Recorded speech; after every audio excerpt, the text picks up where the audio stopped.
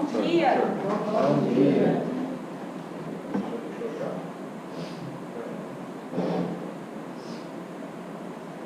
A paz do Senhor. Amém. Quem que Deus repreende?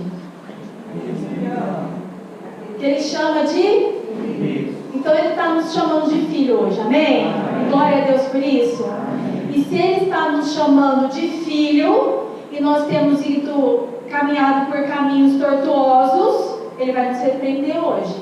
Mas isso é para que nós possamos refletir a glória do Pai, através de Cristo Jesus, amém? Amém. Você quer invocar o Senhor nessa manhã? Amém. Você quer receber a cura? Você quer receber a renovação? Nós precisamos nos humilhar diante dele, irmãos. E através dessa palavra que eu recebi ontem de manhã, eu entendi o quanto, na verdade Deus tem falado comigo desde domingo passado. E eu vou dar uma brechinha do meu testemunho bem rápido, de quão distante eu estava, pensando que eu estava bem pertinho do Senhor. E sabe como isso aconteceu? Você talvez possa se identificar comigo. Quando você vem para o culto, você nutre alguma expectativa de algo que Deus possa fazer na sua vida?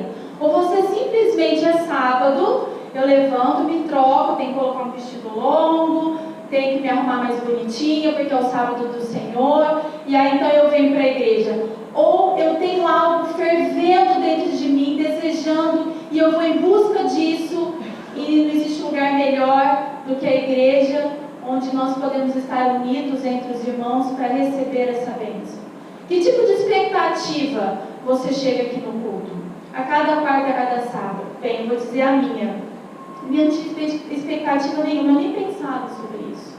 Sobre o que eu queria que Deus fizesse, ou o que eu gostaria que Ele fizesse, pessoalmente, ou na minha família, ou como congregação, sendo eu pastor. E a partir do momento que eu comecei a assistir algo chamado Adoração Profética, que fala sobre 3 temas que o pastor começou o culto falando, que é a fé que nutre a minha expectativa. Eu não consigo enxergar, eu não tenho noção, mas eu sei que Deus pode fazer, então eu alimento essa expectativa e venho crendo que isso vai acontecer. A esperança é a espera, que enquanto eu estou no culto e eu executo e me esforço para essa tomada do reino, de permanecer no culto em adoração, não vagando por aí, a minha mente bem longe, pensando em milhões de coisas, enquanto eu estou lutando, eu estou nutrindo uma espera para que aquilo que eu tive como expectativa realizasse. E aí quando toda a igreja vem com essa expectativa, que é a fé em ação, esperando e crendo que isso vai acontecer, todo mundo pensando dessa forma, isso é amor. Porque existe uma unidade de pensamentos. E quando a gente, às vezes, a expectativa não é só pela sua vida, ou pela sua casa, ou pelo seu trabalho, ou por algo que você queira conquistar, mas talvez a tua expectativa é que Deus desperte, meu irmão, que está fora da ação do Senhor, da proteção, dos muros de proteção dele. E quando você tenha essa expectativa e você espera, e você alimenta, e você olha para que Deus possa falar, para que Ele possa compreender, para que a mente dele possa ser aberta, acontece algo tremendo. Deus olha o meu estado de amor pelo outro, honrando o outro, e quando há essa junção desses 3 elementos, a fé, que é a minha expectativa, a esperança, que é esperar, e o amor, Deus se manifesta. Então, se você quer uma manifestação de Deus, isso não depende só do ministro do louvor, ou da abertura do culto, ou da palavra, mas isso depende de toda uma congregação de estar nessa busca desesperada pela presença do Senhor. E Deus foi falando para mim que eu não estava nutrindo mais essa fé, porque eu não tinha expectativa. Se eu não tinha expectativa, eu não tinha fé que nada fosse acontecer, portanto eu não precisava ter esperança, esperar em nada. E o amor, ele foi sendo esfriado. O que em Mateus 24 Jesus fala? Que no fim dos tempos o amor de muitos se esfriaria. Dá uma olhadinha para você. Faz uma análise introspectiva com Jesus e vê se o seu amor está frio. você vai ter uma base disso pelas suas orações. Suas orações são egoístas, é só pelas suas coisas, é pelo que você deseja, pelos problemas que aparecem. Quando você começa a olhar para as suas orações, você vai ter uma noção se o seu amor está frio ou não. Se o problema do teu irmão ou de algo que aconteceu, você passando na rua vendo uma situação que talvez te constranja, se você imediatamente fecha os teus olhos e pede por aquela vida, se você tem sido movido de alguma forma por íntima compaixão, Deus vai nos mostrando como está o amor no nosso coração. E então eu entendi de um modo bem breve, estou contando de uma forma bem resumida, que eu estava distante de Deus. E que havia algo que Deus estava fazendo nesse momento. Qual é o momento que nós estamos vivendo do juízo? Juízo investigativo. E no juízo investigativo, Deus, o Pai, faz o quê? Ele avalia as nossas ações. E uma outra palavra que está lá em Daniel 5, tekel. Lembra a respeito do rei, né? E Deus faz um diagnóstico divino sobre a vida daquele rei. E Deus, nesse momento, tem feito um diagnóstico divino sobre as nossas vidas. Só que hoje a mensagem diz respeito a somente a primeira palavra, que é tekel. Mene, que é o começo, não serve para nós agora. E o parsim também não, porque ele julga e tira o reino. Se Deus tivesse falado parsim para mim e para você hoje, Ele estaria nos tirando o nosso reino. Que reino, irmãos? A nossa nação genuína, da qual realmente nós pertencemos, que é o reino de Deus. Mas Deus hoje quer falar com a igreja e falou comigo a respeito dessa primeira advertência, tekel. O que significa tekel? Não está indo, hein?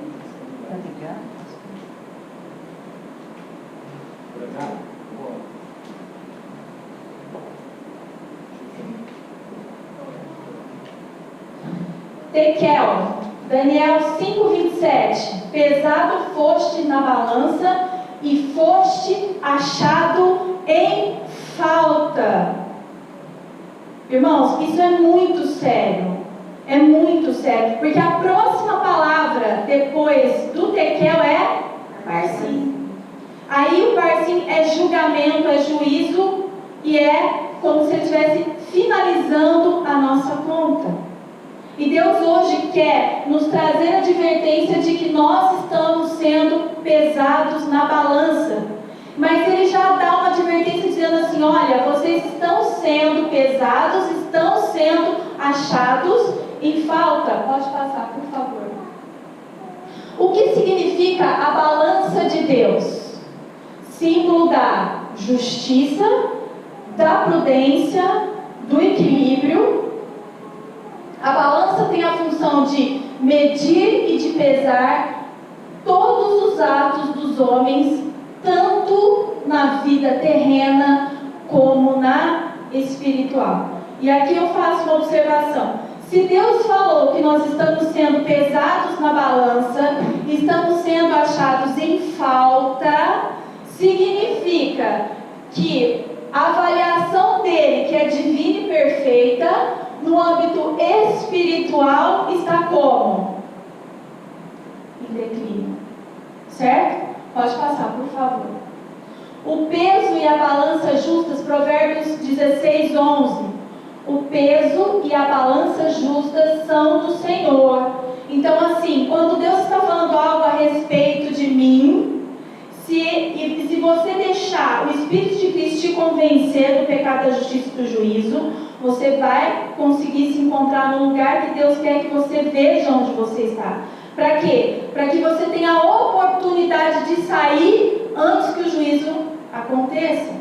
Agora, muitos, quando um pastor instruído por Deus, ou um líder de ministério, fala algo, dá qualquer tipo de direção, nossa, como tem um rebelde. Meu Deus do céu, como que a igreja é resistente à balança e à revelação do peso divino.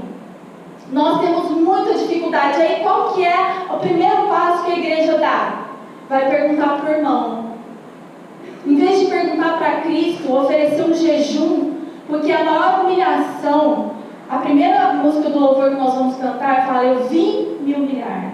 Senhor, estou aqui para te adorar. Vim me humilhar. Sabe qual que é a maior de todas as humilhações que um homem pode fazer para Deus? Alguém sabe? Qual? O jejum. Por que o jejum é a maior humilhação que um homem pode oferecer a Deus? Como que o pecado entrou no mundo, irmãos? Pela comida, pela concupiscência dos olhos. E aí aquilo era bom para mim, a concupiscência, né, dos olhos, que acerba a concupiscência da carne. Então, quando ela comeu, ela alimentou a concupiscência da carne. E aí ela se fez, entrou na soberba da vida, no aspecto do conhecimento. Esse era o desejo de Eva. Então, todas as vezes que eu vou para o meu irmão para perguntar se aquilo está certo ou não, o que acontece? O irmão vai, se for um irmão que está em Cristo Jesus, o que vai acontecer? Ele vai confirmar, que Deus vai usar como instrumento e vai confirmar a palavra, certo? Se é um irmão bajulador, adulador, que são nomes de demônios, ele vai falar não, ele vai instigar, alimentar a sua rebeldia.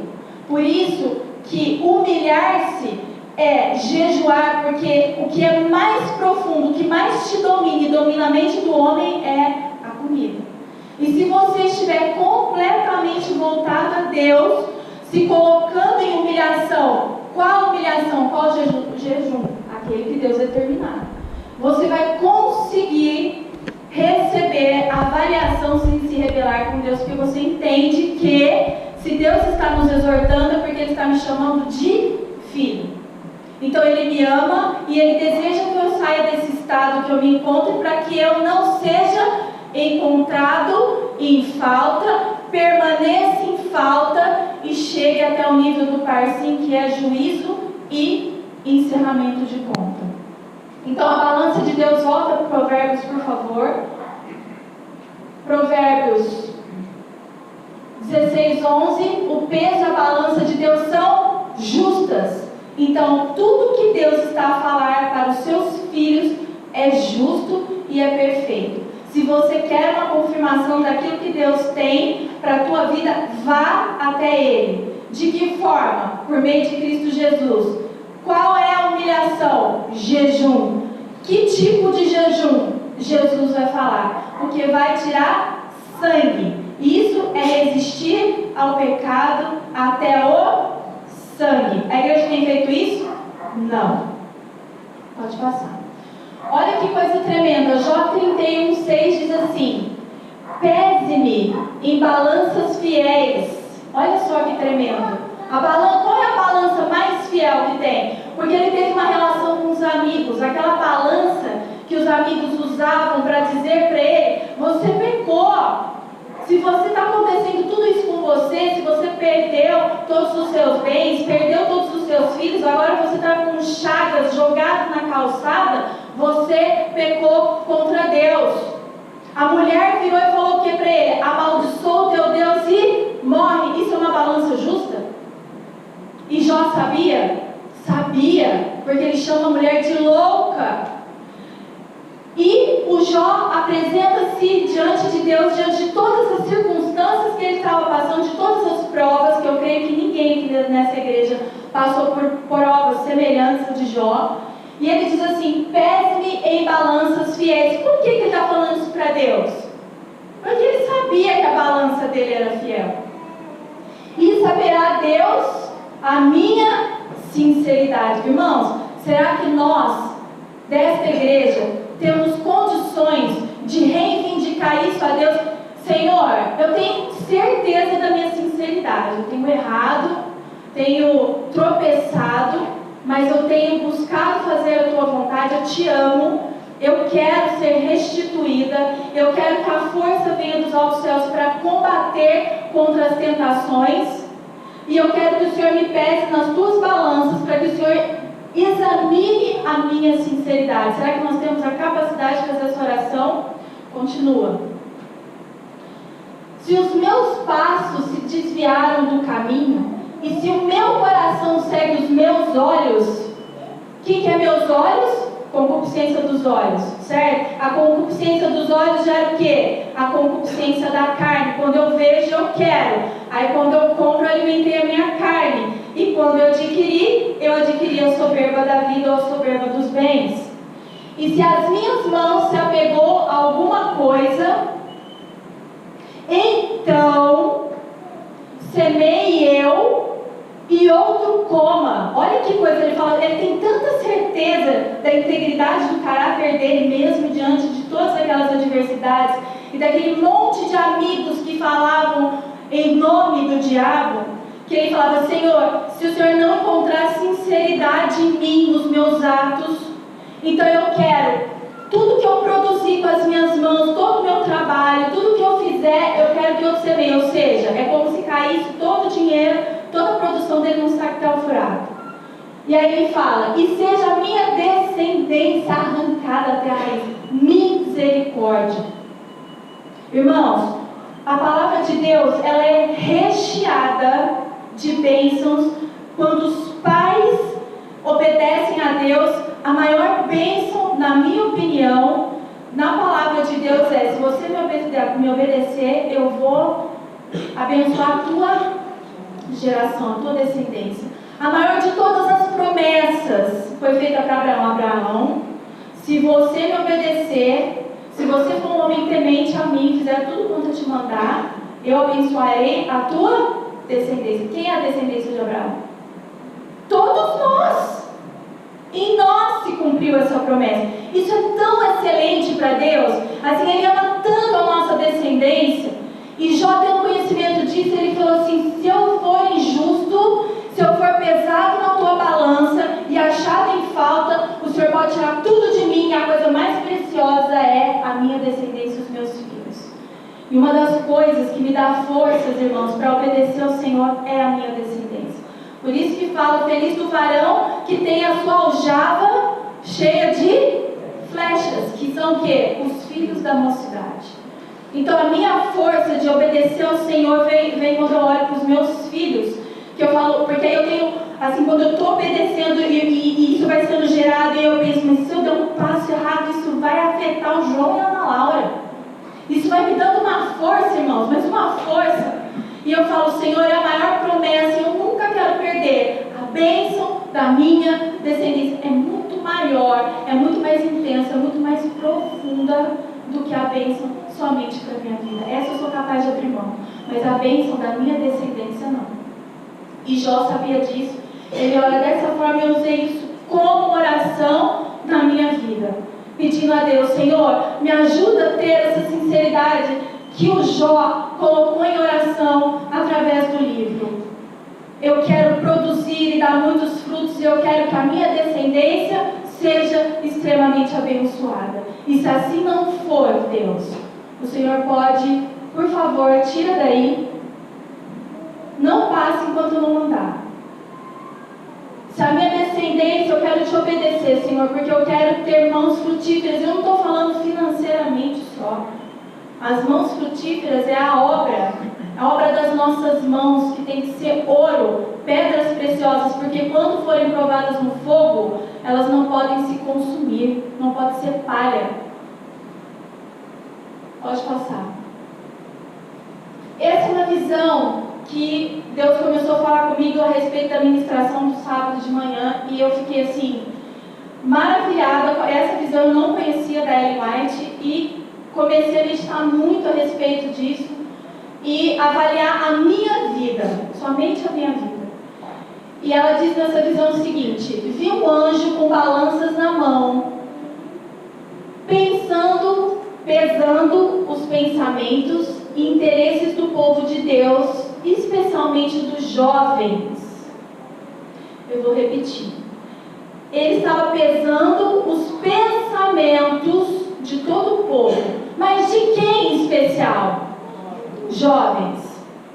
Se vocês estão dentro de uma igreja, é porque Deus ama vocês.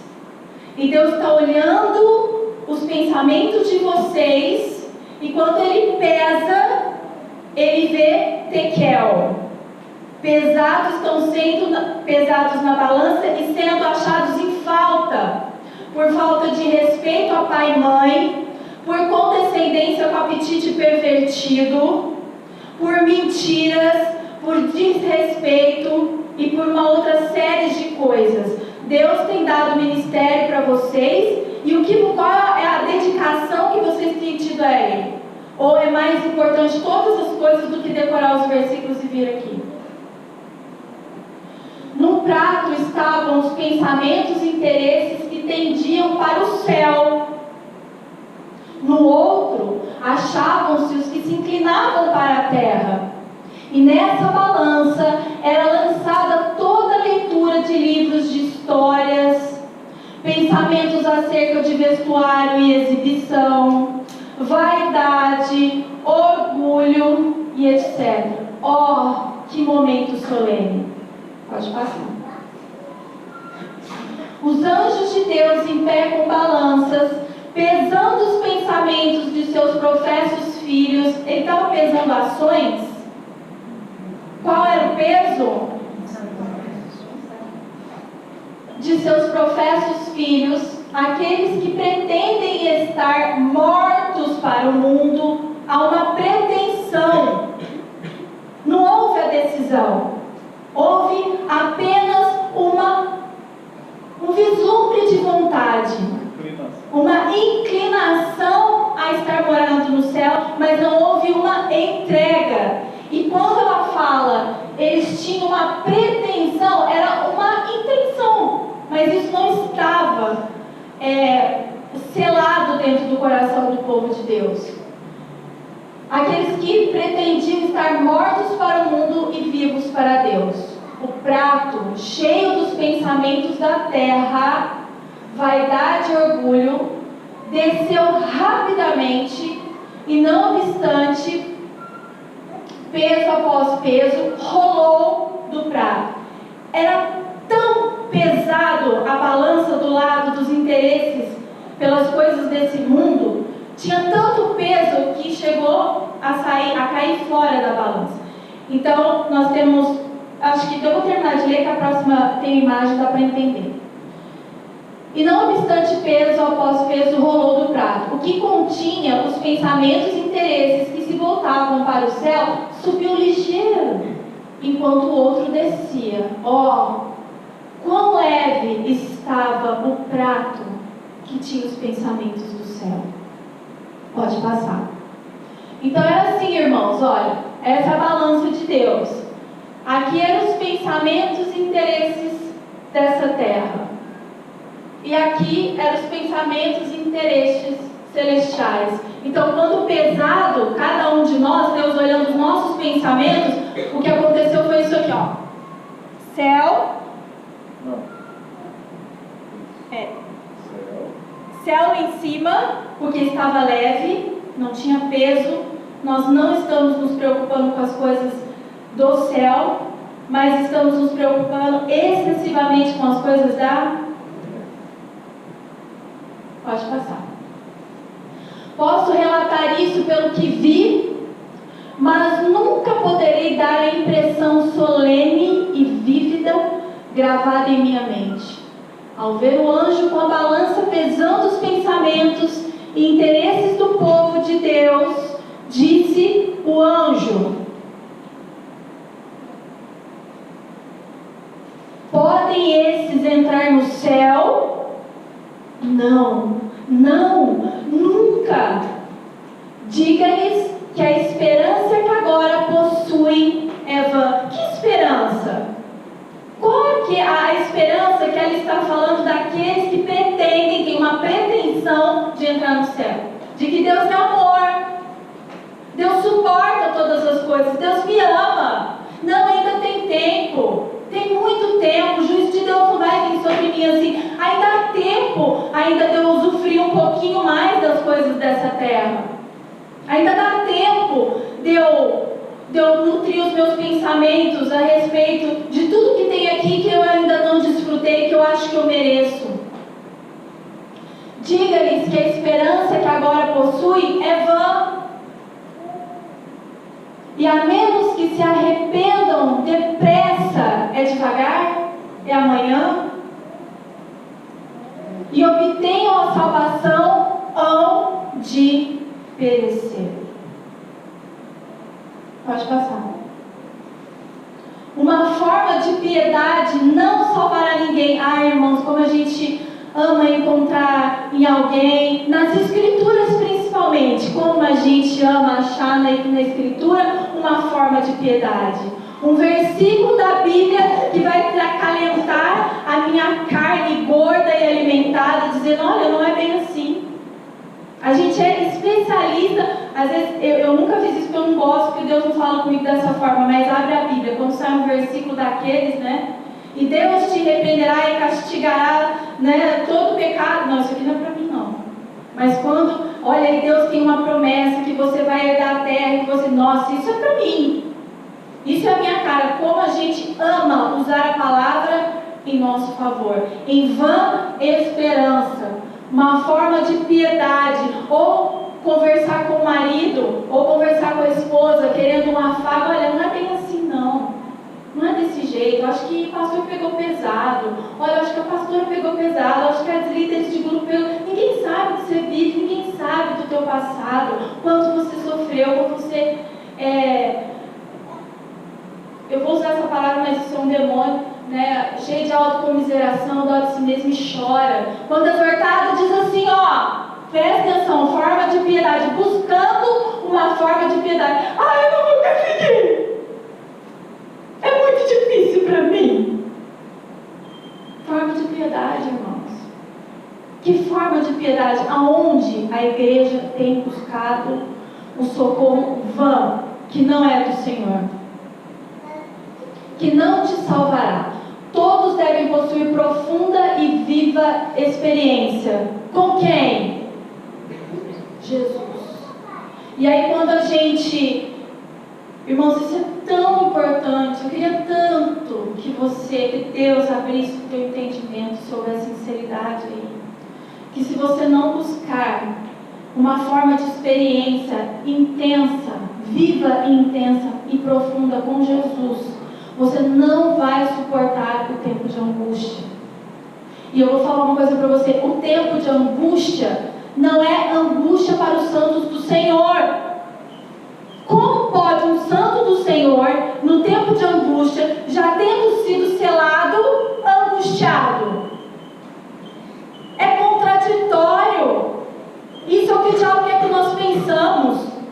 Se nós formos selados pelo Espírito de Cristo, Jesus disse que estaria conosco até a consumação dos séculos.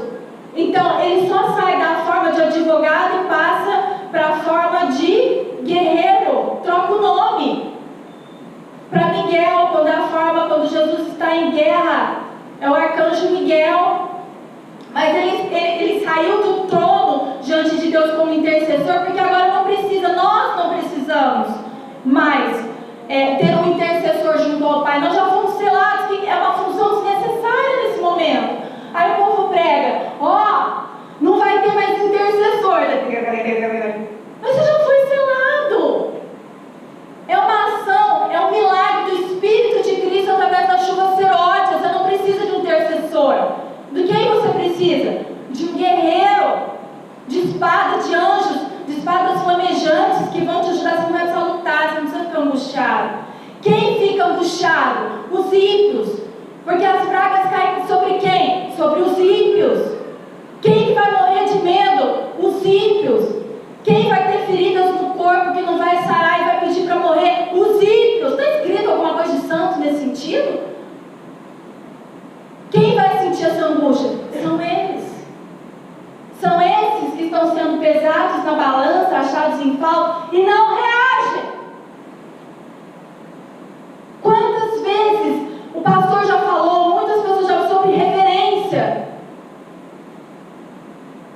São coisas, o Caio disse, são coisas que nós não devíamos estar pegando mais. Outra coisa, agressividade de maridos com suas esposas. Vem na igreja e fala amém, amém, amém, chega em casa, é um cavalo. Entende, irmãos? Estão sendo pesados na balança.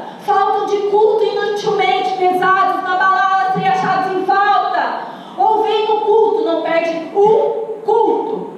Mas a cabeça não está aqui, está de corpo presente, está morto. Está morto espiritualmente dentro da igreja. Estão sendo pesados e achados em falta. Na comida, pesados e achados em falta. Na música, pesados e achados em falta. Na concentração, pesados e achados em falta. Na fé, pesados e achados em falta. No amor, pesados e achados em falta.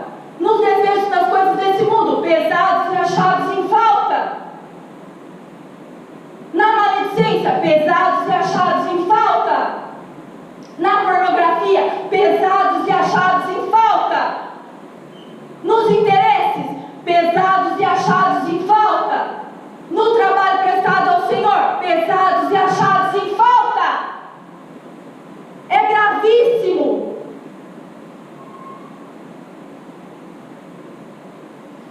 E nós conseguimos, porque o diabo é o adulador. Ele ama passar a mão na nossa cabeça. E nós aceitamos esse afago. Nós somos carentes. Mas carentes do pai errado. Vocês gostam do diabo que adula vocês. Ame a Deus. Se apegue a Ele. Isso depende da tua vida. Nisso depende a tua família, a tua descendência. Unicamente isto salvarás no tempo de angústia.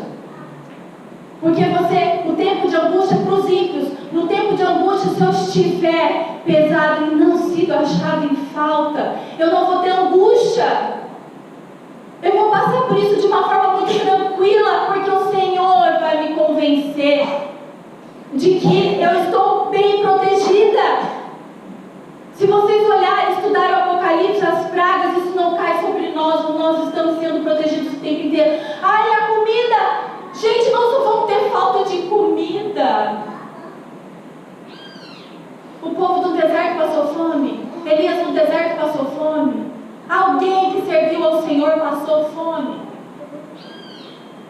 Por que nós passaríamos? Irmãos, está escrito em Mateus 24. Eu ouço muitas notícias porque o mundo está entrando numa crise de fome. O mundo isso, o mundo aqui vai gerando aquilo. Eu fui orar. Falei, Senhor, parece que eu não saí do lugar, eu não fiz nada, eu não tenho plantação, eu não sinto que o Senhor colocou essa motivação dentro de mim. E o Senhor me respondeu assim: haverá fome? Em quantos lugares? Todos os lugares ou muitos lugares? Todos os lugares ou muitos lugares, irmãos, está escrito na palavra em Mateus 24? Muitos! Muitos são todos. Sabe um lugar que vai ser o lugar que menos vai ter gente passando fome? A nação brasileira. Nós somos o celeiro do mundo, irmãos. Quanto nós temos que agradecer ao Senhor.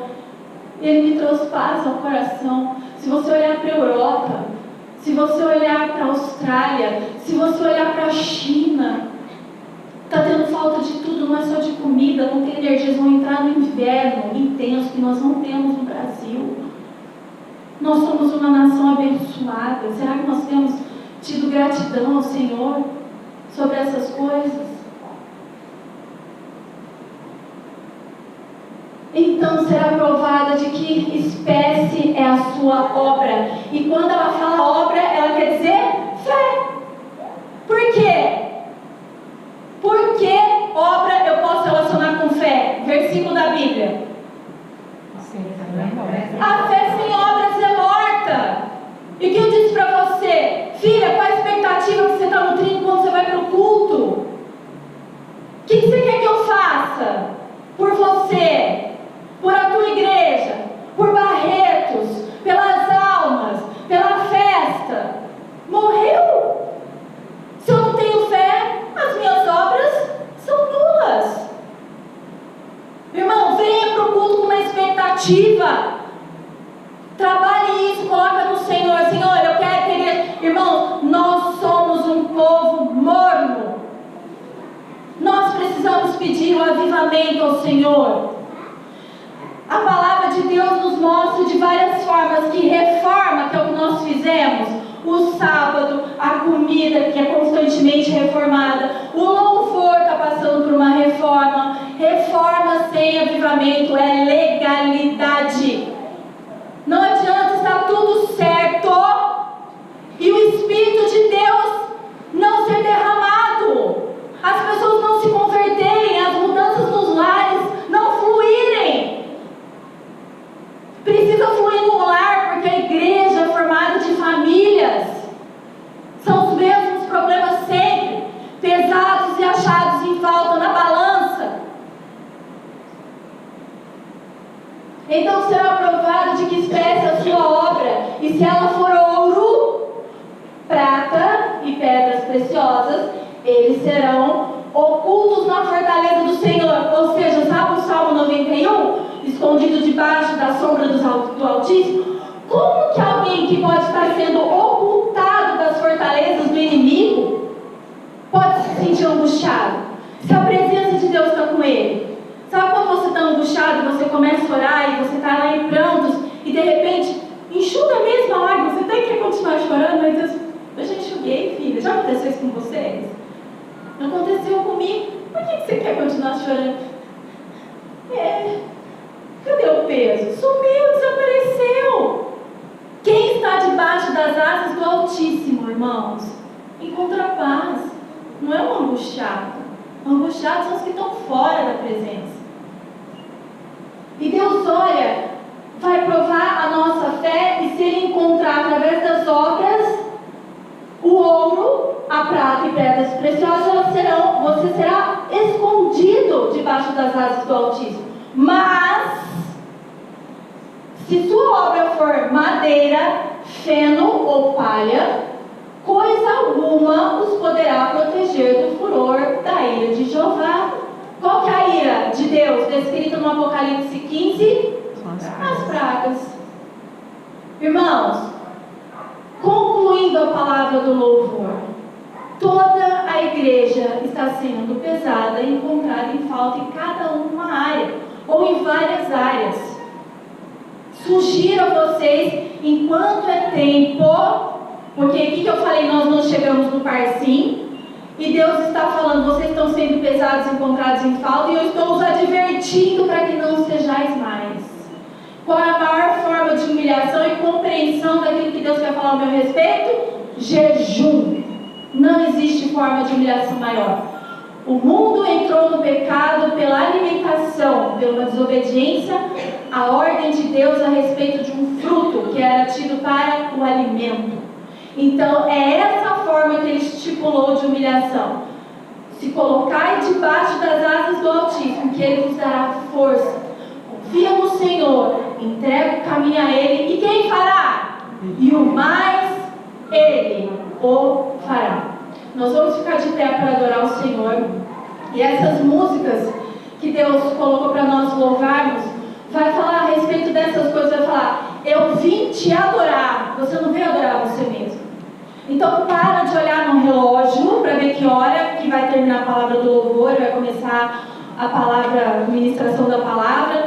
Quanto tempo o pregador do dízimo vai demorar? Quantas músicas? Tudo isso é pesado e achado em falta. Você não veio aqui para se adorar, e o culto não tem que ser regido e administrado para adorar aqueles que aqui estão. Não é adoração a Deus? Ele determina. Vigia a tua mente nisso. Adore, aproveite esse tempo e adore ao Senhor. Se humilha. Quem não está de jejum, não propôs algo que Deus quer que seja proposto, esse é o momento oportuno. Faça, já começa. Senhor, eu não quero mais ser encontrado em falta. Agiliza. Para de enrolar. Nós estamos às portas do fechamento da porta da graça, que acontece com o decreto dominical. Amém? Vamos levantar e vamos adorar o Senhor.